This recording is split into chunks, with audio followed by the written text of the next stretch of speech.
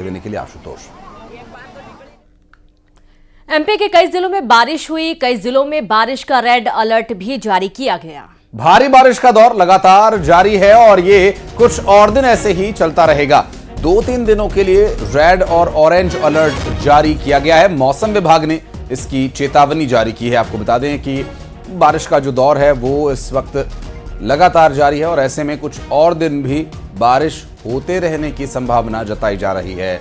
सभी नदी नाले इस वक्त अपने पूरे शबाब पर हैं, जबकि जो डैम्स हैं उनके गेट खोलने पड़े हैं और कहीं पर 50% तो कहीं पर 100% गेट खोले जाने की जानकारी मिल रही है। और निचले इलाकों में पानी किस तरह से लग रहा है आप दूसरी तस्वीर में देखकर उसका अंदाजा लगा सकते हैं।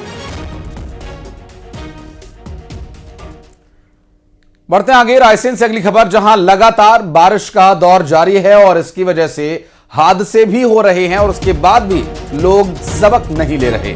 पुल पर पानी होने के बावजूद लोग पुल को पार कर रहे हैं। बेगमगंज इलाके से ये तस्वीर सामने आई है, जहां जान जोखिम में डालकर पार कर रहे लोग पुल को। और इस दौरान ये कुछ तस्वीरें जो कि आगाह करती हैं, आपको चेतावनी देती हैं कि आपको इस तरीके से नाला या पुल को पार नहीं करना है जिसके ऊपर से पानी बह रहा है। अगर जरा भी तेज बहाव होता है तो इनके बहने की भी आशंकाएं बढ़ जाती हैं।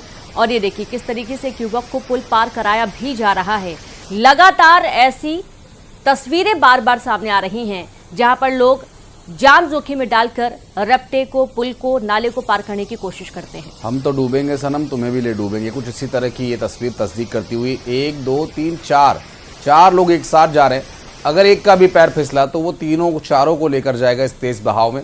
और इस तरह की कई घटनाएं रेनू हम लगातार दिखा भी रहे हैं लोगों को, और फिर भी लोगों की बात ये समझ में नहीं आती कि आप अपनी जान जोखिम में नहीं डाल रहे हैं, आप अपनों की जान जोखिम में डाल रहे हैं। और ये रायसेन से कुछ ऐसी तस्वीर सामने आई है और ये इतना बहाव काफ़ी है ये लोगों को बहा ले जाने के लिए, लेकिन जब तक ये गले तक पानी ना आ जाए लोगों को ये बात समझ में नहीं आती।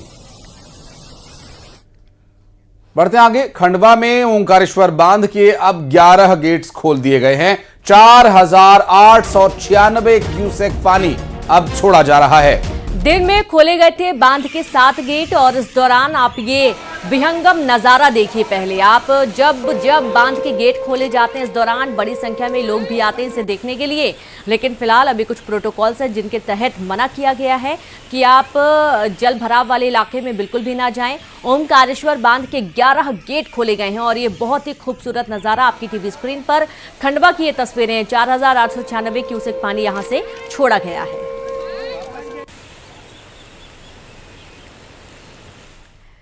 खबर भिंड से, जहां सिंध नदी के बढ़ते जलस्तर को लेकर कलेक्टर ने अलर्ट जारी कर दिया है। दरअसल नदी से प्रभावित होने वाले करीब 33 गांवों के लिए यह अलर्ट जारी किया गया है। 33 गांवों की सूची जनसंपर्क ग्रुप पर सार्वजनिक कर दी गई है। सिंध नदी के बढ़ते जलस्तर को देखकर प्रशासन ने कमर कस ली है। तो वहीं पिछले सालों में सिंध नदी में जल स्तर बढ़ने के बाद बाढ़ ने भारी तबाही मचाई थी और कमोबेश कुछ इस तरह की स्थिति आज भी यहां बनती नजर आ रही है। और संवाददाता रवि रमन जुड़ गया। रवि रमन, सिंध नदी का जलस्तर बढ़ गया, आसपास के इलाकों में किस तरीके से इंतजाम किए गए हैं? रीनू, मैं आपको बताऊं कि जो भिंड जिले में जो सिंध नदी का जो निकास है वो कहीं ना कहीं वो 33 गांवों को प्रभावित कर रहा है। अब जब सिंध नदी का रात में करीब 1 बजे से जल स्तर बढ़ना शुरू हुआ तो भिंड कलेक्टर संजीव श्रीवास्तव के द्वारा एक सार्वजनिक सूचना की गई है और मीडिया के माध्यम से लोगों को अवगत कराने का सिलसिला जो है वो शुरू कर दिया गया है। इस गांव में जो 33 गांव प्रभावित हो रहे हैं, भिंड में मडनई, जखमौली, खैरा श्यामपुरा, ककारा और टैनगुर, ये गांव प्रभावित हो रहे हैं। और महगांव की अगर बात की जाए, दूसरा तहसील जो है वो उसमें सांदरी, बजरौली, बछरेटा, बरेही खुद और बरेठी राज, खेरिया सिंध, कछार और रौन में इंद्रुखी, कौंदकी मड़ैया, निवसाई, मैयर, रेमजा, मेहदा, पड़ौरा, डोहर, हिलगवा और मेहोना में जो प्रभावित गांव हैं रीनू वो हैं गोहर, पर्राइच, बड़ेतर, मड़ियावली, खुर्द और लाहर के लिलवारी और बरद, अजनार, मड़रौली और सिजरौली, ये सारे कुल मिला के 33 गांव प्रभावित हो रहे। चूंकि पिछले सालों में जो बाढ़ आई थी, बारिश का जल बढ़ने के कारण जब सिंध नदी का जलस्तर बढ़ा था तो भारी तबाही देखने को मिली थी। लोग बेघर हो गए थे, लोगों के घरों में जो राशन सामग्री थी वो पूरी तरह से तबाह हो चुकी थी। इन सब घटनाक्रमों को देखते हुए कलेक्टर ने अलर्ट जारी कर दिया है और लगातार मुनादी भी कराई जा रही है इन गांवों के आसपास कि कोई भी नदी के आसपास नहीं जाएगा और ना ही कोई भी जो गांव है जो बाढ़ से चपेट में पिछले सालों में रहे हैं उन लोगों को भी अलर्ट कर दिया गया है। कभी भी अगर जलस्तर बढ़ता है तो आप लोगों को गांव में उन स्थानों पर जाना पड़ेगा जो ऊंचाई वाले हैं और आप अपनी जान जोखिम में ना डालते हुए नदी के आसपास नहीं जाएंगे। बिल्कुल, बहुत शुक्रिया आपका रवि रमन तमाम जानकारी के लिए। और इस तरीके से अलर्ट भी जारी कर दिया गया है, चेतावनी जारी करते हुए बताया गया है कि जलस्तर बढ़ा हुआ है। पिछले साल भारी नुकसान हुआ था, तबाही हुई थी और उसके चलते प्रशासनिक अमला इस बार मुस्तैद है। और बढ़ते आगे राजनांदगांव से अगली खबर, जहां राजनांदगांव में करोड़ों का नशीला पदार्थ जलाकर नष्ट किया गया। 6,564 किलो गांजा सहित अन्य नशीले पदार्थों को नष्ट किया गया। 6 करोड़ से ज्यादा के नशीले पदार्थ जलाकर नष्ट कर दिए गए।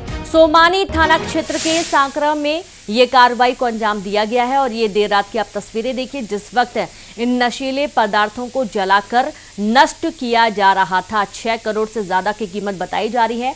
राजनांदगांव में गांजा सहित कई नशीले पदार्थ नष्ट करने की ये तस्वीरें आपके सामने हैं। और यूं भी नहीं, अभी जिस तरह से छत्तीसगढ़ में केंद्रीय गृह मंत्री अमित शाह ने एनसीबी दफ्तर का जो उद्घाटन किया है, एनसीबी कार्यालय का उद्घाटन करने के साथ साथ उन्होंने नशे के खिलाफ जो जीरो टॉलरेंस की नीति का है उसको एक बार फिर से प्रतिबद्धता जताते हुए इस बात का साफ संदेश दिया है कि ये जो नशे का सामान जिसका इस्तेमाल बेचकर लोगों को बिगाड़ने के लिए, उनके जीवन को बर्बाद करने के लिए किया जा रहा है, वही पैसा आतंकवाद और कई अन्य असामाजिक गतिविधियों में इस्तेमाल किया जाता है। और ऐसे में छत्तीसगढ़ पूरी तरह से प्रतिबद्ध है।